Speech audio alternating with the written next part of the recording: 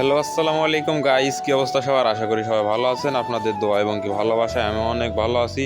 তো গাইস, বরাবরের মতো আবার একটি ব্লগ ভিডিও নিয়ে চলে আসলাম। আসলে এটা হয়েছে কি, আমরা গুলিস্তান দিয়ে যখন যাচ্ছিলাম তখন দেখতে পাচ্ছিলাম যে আসলে রাস্তায় অনেক লোক এই ফুটপাত থেকে ফল কুড়াচ্ছিল।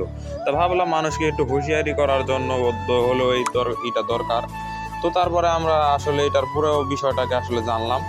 তো গাইস, আপনারা যে ফলের জুস কিংবা ফলের শরবত পান করে থাকেন রাস্তার পাশ থেকে, দেখুন আসলে তারা কিভাবে এসব ফল দিয়ে শরবত বানায়।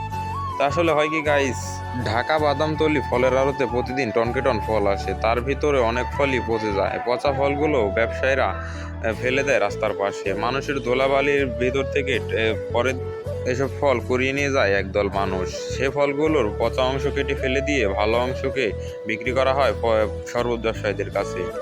শরবত ব্যবসায়ীরা এসব ফল কেটে সেগুলোকে ব্যবহার করে ড্রিঙ্ক শরবতের ভিতরে, যেসব খাওয়া স্বাস্থ্যের জন্য প্রচুর ক্ষতিকর এবং কি ব্যাকটেরিয়াজনক। এসব ফলে থাকা ব্যাকটেরিয়া মানুষের শরীরের পেটের অনেক ক্ষতিকর। তাই সবাই এসব ফলের শরবত ও জুস খাওয়া থেকে বিরত থাকুন। এবং কি এই ভিডিওটি ভালো লাগলে লাইক কমেন্ট শেয়ার করবেন। আর প্রতিনিয়ত এরকম সচেতনামূলক ভিডিও পেতে আমাদের টিকটক অ্যাকাউন্টটি ফলো দিয়ে রাখুন। আল্লাহ হাফেজ, সবাই ভালো থাকবেন।